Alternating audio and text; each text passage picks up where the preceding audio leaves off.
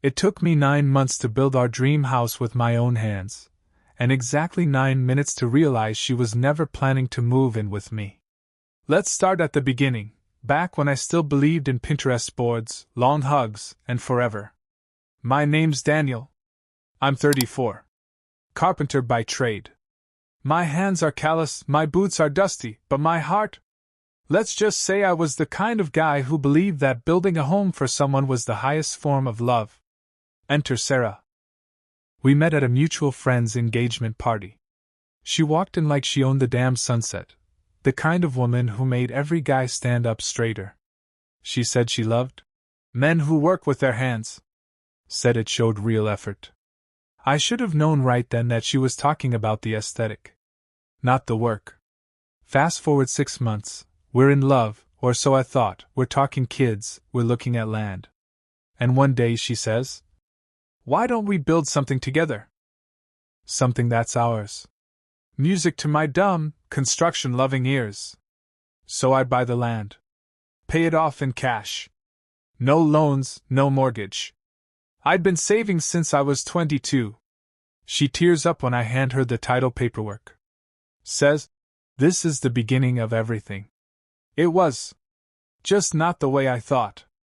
We drew up sketches together. She picked out tiles, paint colors, curtains. I poured the foundation in January, framed it in February, started insulation in March. Every single day I was out there before sunrise. And Sarah? She brought me coffee. Sometimes. Took selfies. Always. Started calling it Our Future Forever on Instagram. Her followers loved it.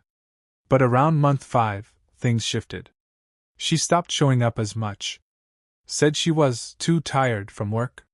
That she needed space. That she was burned out from making so many decisions. I offered to slow down. She said no. Just finish it. Please. I want this more than anything. But I felt it in my gut, the slow drift. The missed calls. The ghosted goodnights. The distance. Then came the warning signs. One of her friends unfollowed me out of nowhere. A neighbor said they saw her downtown with some guy in a suit. Her dog-sitting weekends turned into entire vanishings with no check-ins. Still, I kept building. Because that's what I do. I build. The day it happened, I was installing the custom cabinets she said she always dreamed of. White oak, soft close, glass inlay. I took a picture, texted it to her. Almost done. Can't wait to see you cooking in here. She didn't reply. 2 hours later, my buddy Mike sends me a screenshot. Sarah. In someone else's Instagram story. In a finished house. Drinking wine on a marble countertop. Caption said, "Breaking in the new bachelor pad with this amazing woman." I zoomed in. Her heels were on the counter. Her smile wide. And her amazing man? Not me. The moment I saw that story, her on some other man's kitchen counter, I didn't text. Didn't call. Didn't rage post. I just stared at the photo. At the way she leaned into him like I'd never existed. At the way he held her like he'd won something. And maybe he thought he had. But what he really won was the woman who smiled at another man while someone else was building her dream home from dirt and nails. I finished the cabinets that night. Slow. Focused. Not for her anymore, just for the house. That's the difference between men like me and guys like him. I build things that last. He rents attention. Next morning, I went out to the site like nothing happened. Hammer in hand. Heart numb. I drywalled, painted, trimmed. Installed the flooring she picked. Even put up the backsplash she sent me in a Pinterest screenshot 4 months ago. Some overpriced mosaic crap that didn't even match the counters. Why? Because I wanted it done. Perfect. Complete. So when I walked away, it wouldn't be from a mess. It would be from her plan, fully realized, without her in it. The neighbors stopped by a few days later. Still building it for your girl? I smiled. Nah, I said. Not anymore. Just finishing a project. They nodded. Didn't ask? Small towns know when not to dig. Sarah still hadn't messaged me. No apology. No excuse. Not even a, "We need to talk." Just radio silence, as if I'd been a 6-month stepping stone to granite countertops and wine nights in someone else's arms. She moved on like it was a costume change. But I wasn't mad. Not anymore. I was just aware. When I finally laid the last tile, I stood in the entryway and looked around. It was gorgeous. Vaulted ceilings. Stone fireplace. Light spilling through huge windows. Her dream kitchen. Heated floors in the bathroom. A master bedroom with a view of the lake she always said felt like a poem. I walked through each room. Touched every wall. Then I walked out, locked the front door, and listed the house for sale. Market was hot. Within 48 hours, I had 3 full-price offers. But one caught my attention. A single mom with 2 kids, recently divorced, working her ass off as a nurse. Said she'd been looking for a fresh start. Said when she walked into the house during the showing, she cried. It just felt like home, she told my realtor. Like someone built it with heart. I accepted her offer on the spot. Sarah? Oh, she reached out. Finally. She must have seen the sold sign go up. She texted me that night. Sarah. Hey, can we talk? I left it on read. Then I sent her one photo. Just one. The house. Empty. Clean. Beautiful. Captioned. It's gone. Just like you. It was a Tuesday. Clear sky. Crisp air. New owner already moved into the house I'd built. I was finally sleeping again, not out of exhaustion, but peace. And then, she showed up. I was back on another site, building a custom deck for a retired couple. Saw the text pop up around 3 p.m. Sarah. Hey stranger. You free to talk? Stranger. Right. I didn't respond. 2 hours later, another one. Sarah. I miss you. I've made mistakes. Can we meet? And then, as if the universe had a sense of humor, she showed up at my place that night. I opened the door. There she was. Hair done. Lip gloss shining. Wearing the same fake smile she once used when she wanted me to pick up the check. Hey, she said softly, like nothing had happened. I leaned against the frame. She looked around. Wow. You redid the front porch? No, I said. That was always there. You just never saw it. She gave me a little laugh. The kind that's supposed to make men forget why they were mad. Didn't work. She started talking fast. Said things like, I wasn't thinking clearly. It didn't mean anything. He was just a phase. I sabotaged something real. She even got teary-eyed at one point. I watched the listing go up. She said, I can't believe you just sold it.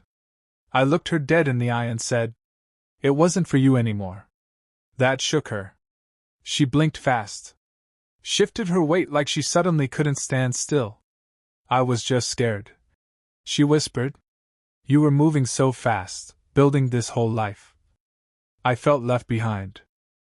I nodded slowly. Right. So you decided to catch up, by falling into another man's bed. She opened her mouth. I raised a hand. You don't need to explain. I already forgave you. I just don't trust you. And that's the difference between closure and stupidity. She tried one last thing. I still love you. I laughed. Not cruel. Not angry. Just tired. Sarah, I said, you don't love me. You love the idea that I was building your perfect life. But when it came time to build with me, you disappeared. Then I stepped back. Take care. And I closed the door. She stood there for a while. I saw her shadow under the porch light. Then, she was gone. I went back inside. Poured myself a drink. And for the first time since she said, let's build something together, I believed it was possible. Just not with her. They say after the storm comes silence. I say, after the storm comes the rebuild. And this time, I wasn't picking up the pieces of us. I was building me. After Sarah walked out of my life, for good this time, I kept working. I didn't drown in bars or spend nights refreshing her socials. I had hammers, wood, and sunlight, the best therapists I've ever known. I took on a new contract, small-town library expansion project. Not glamorous, but solid. Community-funded. The kind of job that matters to people. I liked that. I liked working on something that gave back. First day on site, I'm setting up sawhorses and laying out framing tools, and I hear this voice behind me. That's either a really sad-looking ladder, or you're terrible at Tetris. I turn, and there she is. Work boots. Cargo pants. Tank top with a flannel tied at the waist. Hair in a bun.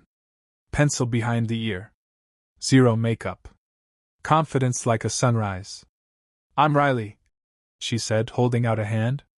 Architect. Sorry if I offended your ladder logic. I laughed. Legit laughed. Shook her hand. Firm grip. Daniel. Builder. And that ladder's just misunderstood. She grinned. And I swear, in that moment, something clicked. We worked together for weeks. No flirting. No weird energy. Just two people solving problems side by side. She'd sketch changes right there on the lumber pile. I'd adjust framing to match. We argued once over whether to keep the old oak beams exposed. She won. And she was right. At lunch, we sat in the truck bed with sandwiches. Talked about why she left the city. Why I stayed in the quiet. About people who show up only when things are shiny, and run when the paint starts peeling. One day she asked carefully, You ever built something for someone who didn't deserve it? I looked her in the eyes. Once. But I'm glad I did. Because I learned I could build anything, even without them. She nodded. Didn't press. And I respected that more than anything. One Friday evening, we stayed late on site. Sun was low, golden light spilling across the frame. We were cleaning up tools when she glanced over and said, You ever build something just for yourself? I thought about it. No. Not really. Always for someone else. Or for work. Or because it was expected. She tilted her head. That's your next project then. What? Build for me? Exactly, she said. Not because someone's watching. Not because someone asked. Just because you want it. Then she tossed me a bottle of water, winked, and said, See you Monday, ladder guy. That night I sat on my porch, beer in hand, watching the stars. And I thought, she's right. I'd built for others my whole life. Parents. Bosses. Sarah. Always proving. Always earning. And for what? To be left behind the moment someone found a shinier countertop? Nah. It was time to build something that didn't need anyone else's validation. Over the next weeks, Riley and I kept working. And laughing. And learning. She noticed things no one else did. Like the way I grip my wrist when I'm frustrated, old injury. Or how I overmeasure when I'm nervous. Or that I hum to myself when I'm focused. And I noticed her too. The way she sketched with headphones in, mouthing lyrics like no one was watching. The way she talked to kids who passed by the site, like they were people, not noise. The way she never once asked what kind of car I drove. Or how much I made. Or what I was planning to become. She just liked being there. With me. As I was. We didn't date right away. But the night we finished the library, we sat on the new front steps, pizza box between us, laughing about something stupid. And then there was a pause. Not awkward. Just real. She looked at me. I looked at her. And something shifted. No rush. No sparkly filter. Just warmth. And safety. The good kind of safe. I didn't need to ask her to stay. She was already there. It was a Saturday. Warm breeze. kids playing in the park across the street. I was at the library with Riley, helping hang up the community artwork we'd set up as part of the opening exhibit. She looked radiant that day. Hair loose, sleeves rolled up, paint on her wrist from helping one of the kids with the mural. And I felt like a man who'd finally come home, not to a building, but to a peace I didn't think I'd ever earn back. Around noon, I went out to the truck to grab an extension cord. That's when I saw her. Sarah. Standing across the street in a tight black dress, arms folded, sunglasses on, like she'd walked out of a perfume ad and into the wrong movie. Our eyes met. She didn't smile. She stared. Like she was waiting for something to happen. But nothing did. Because I didn't move. Not a step. She crossed the street slowly. Confident. Or at least pretending to be. And then she said, "So, this is where you ended up." I nodded. "Yup." She looked over at the building, then back at me. "I heard you built it. I drove by last week. Saw the sign with your name." Another nod. No warmth. No invitation to talk. Just facts. She took off her sunglasses. Eyes glossy. "You look different." I shrugged. "Feels different." There was a pause. Then came her old voice. The one with sugar and poison mixed together. "I've been thinking a lot lately. About what we had. About how I messed up." Another pause. "You and we had something real, Daniel." That's when I smiled. Just a little. "Yeah. I did. You borrowed it." She stepped closer. Too close. "I've changed. I know you won't believe me, but I have. I see things clearer now. What you were. What we could have." I raised a hand. Not angry. Just done. "You see that woman inside?" I said, pointing toward the glass where Riley was laughing with a group of kids. She never asked what I could build for her. She asked what we could build together. Sarah's face stiffened. I didn't wait for a reply. "You should go." She swallowed hard. Eyes dropped. Jaw clenched. And then, quietly, "You were the only one who ever showed up for me." I nodded. "And you still chose to disappear."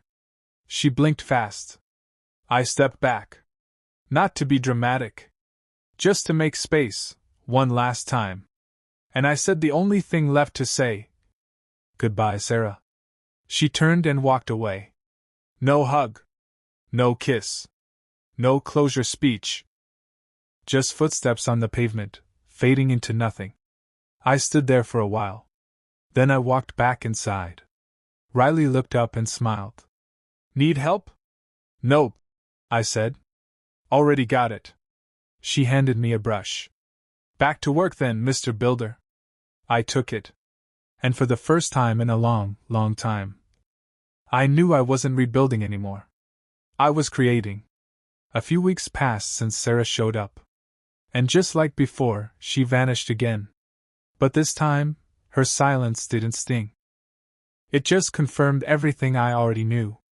Sometimes people don't change. They just get better at pretending. I'd moved on, truly.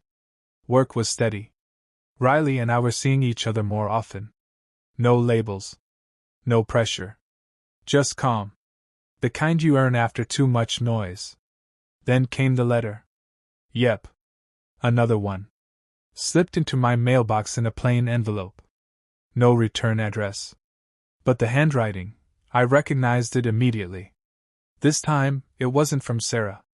It was from her father. He'd always been a quiet man. Ex-military. Firm handshake. Said little, but looked deep. We'd only met twice during the time I dated Sarah. He never fully warmed up to me, but I remember he once said, "Don't let her wreck you."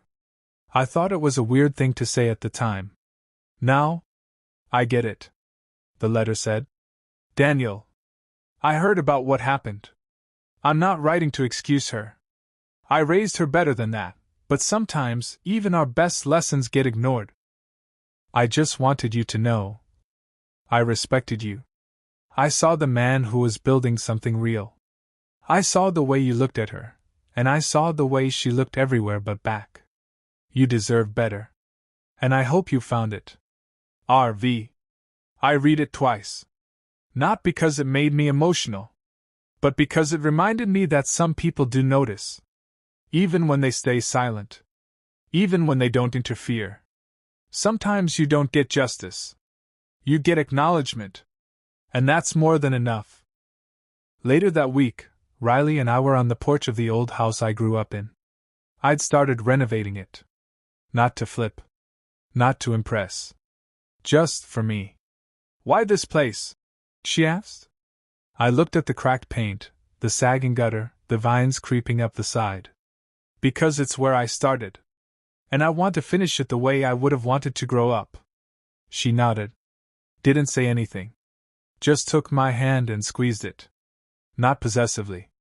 Not to mark territory. Just to say, I see you. And that was all I ever wanted. Sarah? I heard she moved to the city again. Started posting quotes about healing and self-growth. Dated another guy with a six-pack and a lease on a sports car. She's chasing aesthetics. Still trying to decorate a house she never bothered to help build. I don't hate her. I just don't think about her anymore. And when I do, it's not pain.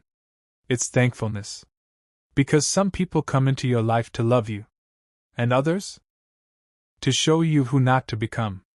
Thank you for watching. Don't forget to subscribe to the channel, and see you in the next videos.